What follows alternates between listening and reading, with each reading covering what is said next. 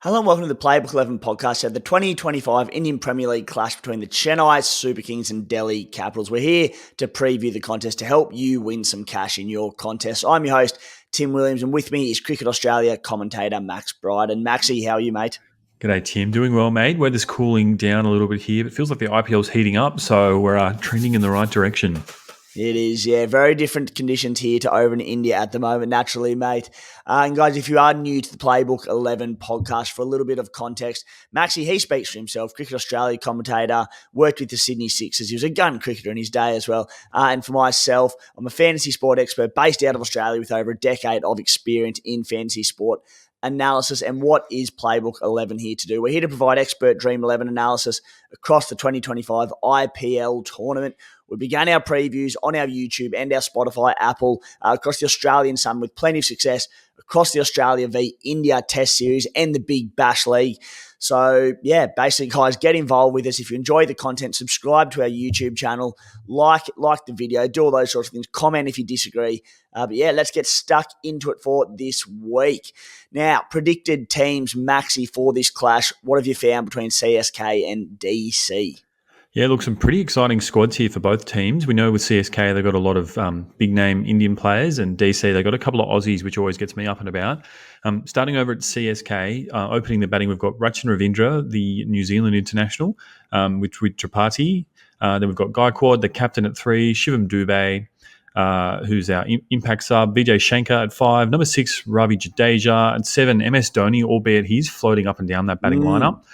Last game, we saw Jamie Overton make his debut for CSK. He came in for Sam Curran, so I'm expecting him to hold that position, albeit he only got through the 2 overs. At number 9, we've got Ravi Ashwin, 10, Noor Ahmed, the Afghan spin sensation. At number 11, Khalil Ahmed, and the impact sub for them, it's Padarani, the Sri Lankan. And for the Delhi Capitals, opening the batting, Jake Fraser-McGurk with Faf du Plessis, couple of internationals there. We've then got Purell, KL Rahul enjoying a career renaissance. He'll take the gloves for them as well. Tristan Stubbs at 5, the captain Akshar Patel at 6, one of my favourite cricketers. We've got Nigam at 7, Mitch Stark at 8, Kuldeep Yadav at 9, Mohit Sharma, Mukesh Kumar is number 11, and the impact sub, their big money signing in the off-season, it's Ashu Sharma, who has only batted once this inning. He wasn't even required in their last game, but boy, he gives it a whack too, and he might come up in our plays later. I'll give you the hot tip, Timmy. Oh, there's a fair chance he might. I love going through these lineups, absolutely just flushed with talent. And you look at a side like CSK, you got MS Dhoni at 7, Jamie Overton coming in at number 8. Not a bad player coming in down the order to hit a few there as well. As you mentioned with MS Dhoni, and we'll get to him shortly, I'm sure, but we saw Stephen Fleming come out during the week and he was talking about MS Dhoni's knees and how, he couldn't be running between wickets for more than 10 overs, absolute max. So the match really does dictate whether Dhoni comes in at 7, 8, as low as 9 at the moment. It's an interesting role, but mate, when you have as many runs on the board as MS Dhoni over the years at CSK, then you let the man do what he wants. Mate, let's get stuck into the Wicket in Chennai. What are we expecting from this deck for the contest? Yeah, look, really good stadium, which has got a bit in it for batters and bowlers. It's not your traditional high-scoring game. The first innings average there is actually 164, so right in sort of the medium to low end of the run scorers. So we know that we love our top-order batters in this game, but I'm thinking more we could trend towards all-rounders and bowlers in our Dream 11 team that we pick. And so far, the CSK, they've played, this is their 3rd home game. They've played 2 there beforehand. They've got a 1-1 record. So I'll get in, when we get into the stats that matter section, what RCB did last time they had a first innings here, but offering something for spinners and certainly offering something for the batters as well. Yeah, that's it, mate. We love it. We know some of these wickets over in the IPL this year in particular, there's going to be plenty of runs. We've seen plenty across the board already.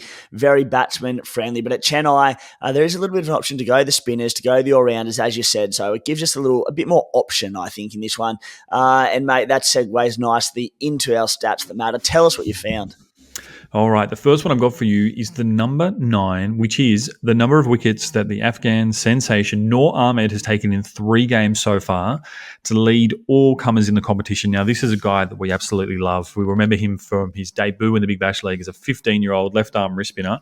And really, since that time, it was a little bit quiet back in that tournament. But since then, he's taken the world by storm in the last 12 months. He's an automatic selection as an international into this side, despite the fact that they're already spin heavy with Ravi Ashwin and Jadeja in there as well as options. So Noor Ahmed, number 9, that's the first stat that matter.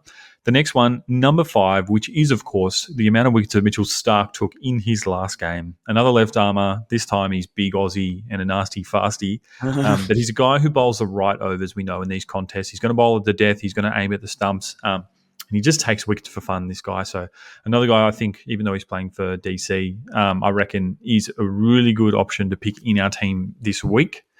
The next number I've got for you is 114, which is the strike rate for Jake Fraser-McGurk so far this tournament. Now, of course, he's only had 2 bats, but we know that last year he was absolutely amazing. That strike rate was well over 200, and he was one of the best batters in the entire competition.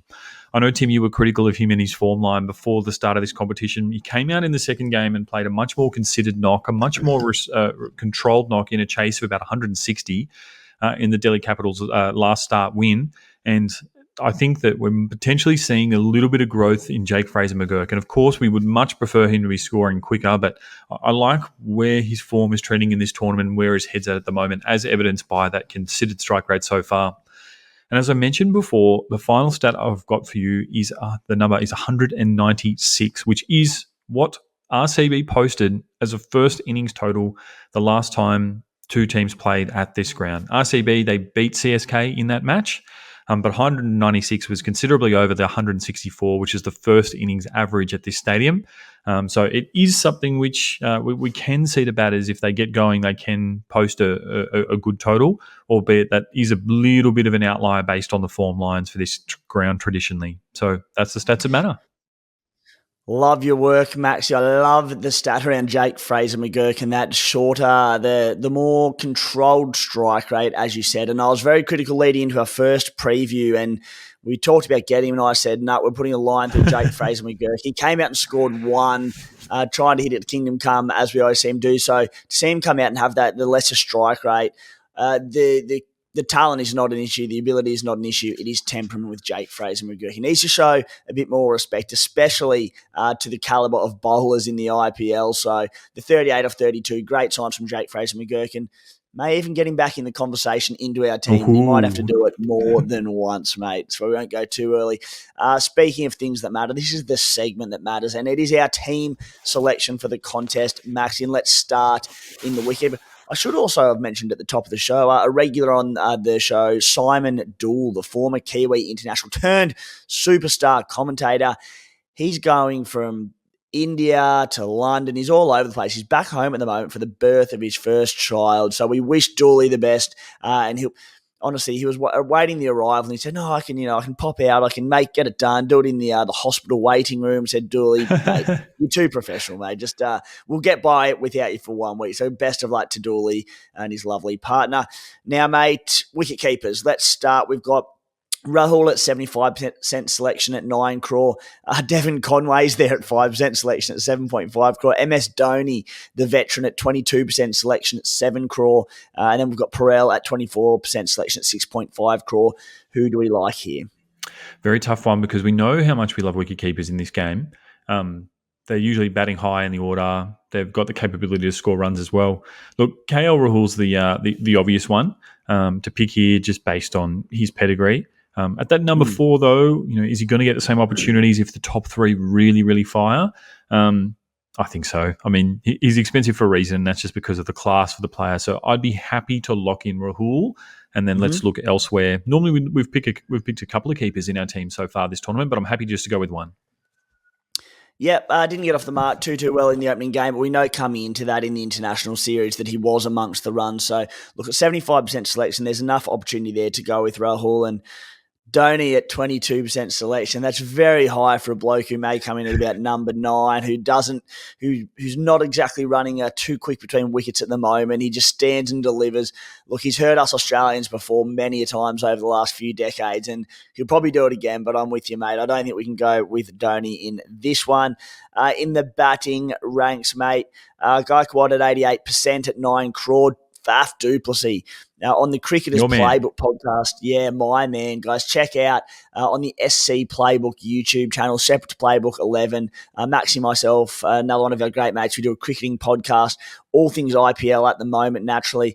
And my tip for the tournament, top run scorer, the veteran, speaking of veterans, Faf du Plessis, he's off to an absolute flyer, 50 in the last game off just 27 deliveries. Ravindra, I should say, at 88% selection is at 8 crore. Dubé at 24% selection at 8 crore as the sub. Stubbs at 35% selection at 8 crore. Fraser McGurk, he's 34% selection at 7.5 crore. Tripathi, he's at 10% selection at 7.5 crore. They're sort of the prominent ones in the batting ranks, mate. Who do we like here? Look, I think there's a couple of really obvious ones that are going to be hard to go against. The first one, Gaikwad, I mean, he's batted 3 times so far and he's got 2 50s. He did get a duck in that third innings, but he's highly owned for a reason, and so I think we just get him in. Faf, let's just select him. We don't need to talk more about him. Ravindra, I think as well, just the opportunities that he's going to get, batting in the power play up the top of the order, just he's so classy. We've seen what he's done as well in tournaments in India in the past. He's an absolute superstar, so let's pick him as well. The interesting guy that is probably a little bit different than what you expect would be Tristan Stubbs for me. Now, I think he's only really going to bat around that number 5 for the Delhi Capitals, which is not traditionally sort of what we like to do, but Stubbsy, as we mentioned the last time we previewed the Delhi Capitals, he does occasionally roll the arm over, which I don't mind. So I'd be happy to have a look at him. I guess, Tim, my question to you is, are you feeling lucky? Are you feeling like going against the percentages of only 34% and bringing in your boy, Jake Fraser McGurk?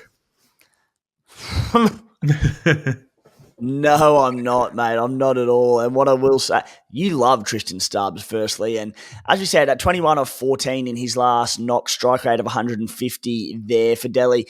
So, he interests me. And as you said, it's probably a bit of a less friendly batting deck here compared to others in the competition. So maybe batting at 5, he does get more opportunity. What I will say, Jake Fraser McGurk, here's what we'll do, Maxie. If he has 3 games in a row with a sub 150 strike rate, we will put him in our team. But until he does that, we're waiting. I need to see let's say sub 175. It's Jake Fraser McGurk, right? 150 is a little bit low for him. So 3 games in a row I want before we're considering putting him in. The one thing I will say, the 3 batsmen we've selected already, Maxi, 88% selection, 85%, 88 on a deck. It's going to offer a lot to the spinners. Are we following the masses a little bit too much here? Do we pot one of them and go elsewhere for maybe Tristan Stubbs? What do you think? Look, as much as I would love to, we're looking at teams that have like a lot of all-rounders, particularly over at CSK. I think that these guys are the guys who are going to score the runs if they're going to be scoring the game at all. The one player I didn't mention who I really like as well is Ashu Sharma, the impact sub for Delhi Capitals. Owner of the fastest 50 in domestic cricket, not in the IPL, it was in the domestic cricket, but he scored an 11-ball 50 as well. He was an absolute star last season. I'm really shocked that his percentage is so low. I think it's only at 13%. So he would be probably the 4th batter that I would pick alongside a wicketkeeper. And I know we haven't got into the all-rounders or the bowlers just yet, but maybe if we just stick with those 4 names for now, then we can come back and cull one if we need to. All right, mate. Let's move on to the all-rounders. We've got, we do have Patel at 75% selection at 8.5 crore. Obviously, Jadeja, 79% selection. One of my favourite cricketers in the world. 79% selection. I thought he might be a little higher, especially on a turning deck at 8.5 crore. We've got Ashwin at just 19% selection, 7.5 crore. Jamie Overton, big bad Overton, 6.4% selection. He's at 6.5 crore. We know what he did down in Australia. It's hard not to have bias, but he doesn't quite have the same role over here as he does at the Adelaide Strikers, and especially his late order batting there, unbelievable. So, mate, and Nigam as well at 19% selection at 6 crore. Who do we like here? Tough one, isn't it? Because I feel like there's some massive names here, but I feel like there's an opportunity as well to look at some low ownership players. Look, I'd be happy to take a punt on Overton. Now, he's still going to be contesting with Sam Curran for a spot on the team. Curran would bat higher than Overton just based on pedigree. He could bat as high as number 4 or 5 in this side. Overton's probably only going to get as high as number 7 if he is to get an opportunity with the stick, like a consistent opportunity with the stick. But I think with his class, if he is picked, I really want a piece of Jamie Overton just based on that ownership alone. He's had a really, really good 12 months, and he does go well in conditions globally as well. People forget that for England, just before that big bash, he had an amazing tournament over in the West Indies where pitches are lower and slower, and more advantageous for spin bowlers. So let's go Jamie Overton. I'm happy to take a punt on Jadeja and Patel if we can fit them in, just because they're going to, play both formats in terms of batting and bowling. Jadeja's got about 6. Patel's the same for the Delhi Capitals, and they both are going to bowl like their overs as well. We know Jadeja is in the field. Jadeja only bowled his 2 overs in the last game, which was interesting. 2 Yeah. overs, 1 for 10 as well, mind you.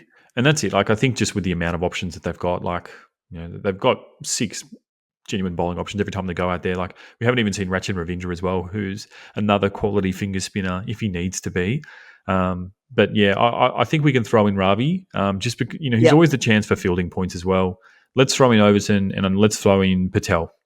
All right, mate.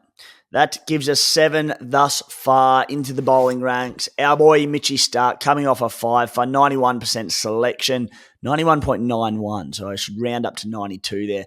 At 9 crore, Yadav at 72% selection. He's at 8.5 crore. Pathirana, 62% selection at 8.5 crore. Ahmad at 87% selection at 8.5 crore. Ahmed at 58% selection at 7.5 crore. Sharma, he's at just 4.9% selection at 7.5 crore.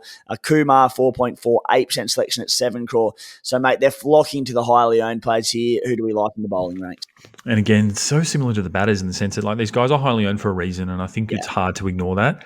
Particularly just looking at the figures of the I think it's the Delhi Capitals, that there just hasn't been like a whole bunch of multiple wicket takers at the moment. So I think let's look in Starkey, let's look in Kuldeep. These are the big name players who are going to be bowling the tough overs, and they've just got, like, their stars for a reason, these guys. I think that they're the best odds of taking wickets for the Delhi Capitals. Noor Ahmed, I've waxed lyrical about him. Leading wicket taker in the tournament, I think you just have to have him, and genuine captaincy option as well for us this week, if I'm not getting ahead. The other guy who I really like, who's low ownership here, I think he's only 58%, is Khalil Ahmed. Now, he has taken wickets in all 3 games so far, and he's got a 3 for in there. So he's chipping away really nicely in the wickets column. I think he's got 6 for the tournament in 3 games. So low ownership. He's bowling the right kind of overs that we like.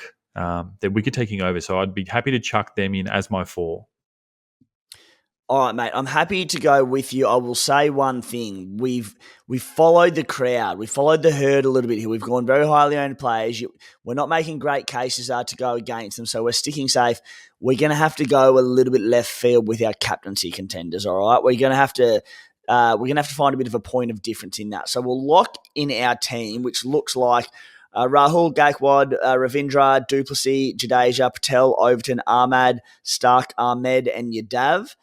Captaincy. All right. I mean, the most popular captains, we have Mitch Starks at 14% captain and 14% vice captain.